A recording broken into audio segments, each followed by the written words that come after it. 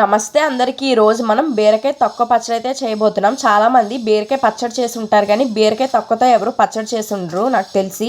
కానీ టేస్ట్ అయితే చాలా బాగుంటుంది. మీకు ఎప్పుడైనా జ్వరం వచ్చినప్పుడు, నోరు బాగాలేనప్పుడు ఈ విధంగా చేసుకోండి.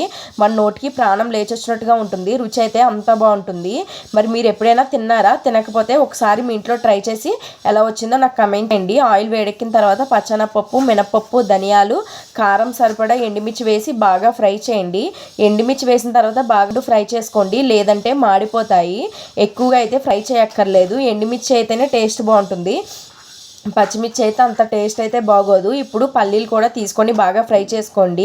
ఈ పల్లీలు కూడా ఫ్రై అయిన తర్వాత ఒక పక్కకు తీసుకోండి. మనం ముందుగా శుభ్రంగా కడిగి పెట్టుకున్న ఈ తొక్కనైతే ఇందులో వేసుకోండి. బీరకాయ తొక్కని అందులో ఒక టమాటా కట్ చేసి వేసుకోండి. టమాటా వేయడం మధ్య అనేది వస్తుంది. మరి బీరకాయ తొక్కలు మీరు తీసేటప్పుడు మధ్యలో మీకు ఒక నార అనేది కనిపిస్తుంది కదా, ఆ నార అయితే వేయొద్దు. ఆ నార వేస్తే మీకు పచ్చడి అంతా పీచుగా ఉంటుంది.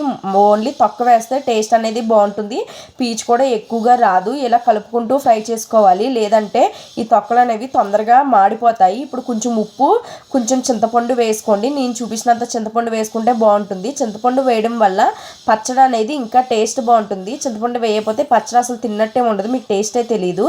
ఇప్పుడు ఇవి ముందుగా మనం ఫ్రై చేసుకున్న వాటిలో కొంచెం వెల్లుల్లిపాయ వేసుకొని వీటిని జీలకర్ర, వెల్లుల్లిపాయ వేసి కచ్చాబిచ్చ కింద మిక్సీ పట్టుకోండి. ఇప్పుడు మనం ముందుగా చేసిన ఈ తొక్కని పేస్ట్ కూడా ఇందులో వేసి కచాబిచ్చ కింద ఇలాగ పేస్ట్ చేసుకోండి. ఇప్పుడు నెయ్యితో తాలింపు పెట్టుకోవడం వల్ల టేస్ట్ అనేది బాగుంటుంది. ఒక 2 టేబుల్ స్పూన్ నెయ్యి వేసి ఇందులో ఆవాలు, జీలకర్ర, కరివేపాకు, ఇంగువ వేసి బాగా ఫ్రై చేయండి. మీకు కావాలంటే ఈ మెత్తగా పేస్ట్ చేసుకోవచ్చు మిక్సీలో, లేదంటే కచాబిచ్చ కింద పేస్ట్ చేసుకోవచ్చు. ఇది రైస్లోకి, టిఫిన్స్లోకి దేనికైనా బాగుంటుంది. ఫైనల్గా ఇంగువ వేసి బాగా ఫ్రై చేయండి. ఇప్పుడు ముందుగా మనం పేస్ట్ చేసి పెట్టుకున్న ఈ పేస్ట్ని కూడా ఈ తాలింపులో వేసి ఒక్కసారి ఫ్రై అయ్యి దించేసుకోవడమే. అంతే, ఎంతో టేస్టీ రుచికరమైన బీరకాయ తొక్క పచ్చడి అయితే రెడీ అయిపోయింది. టెంపర్గా ఉంది. మీరు కూడా మీ ఇంట్లో ట్రై చేసి టేస్ట్ అనేది ఎలా వచ్చిందో నాకు కమెంట్ చేయండి. ఇలాంటి మంచి వీడియోస్ కోసం మన ఛానల్ని సబ్స్క్రైబ్ చేయండి, లైక్ చేయండి, షేర్ చేయండి. Bye bye friends. వెళ్ళేటప్పుడు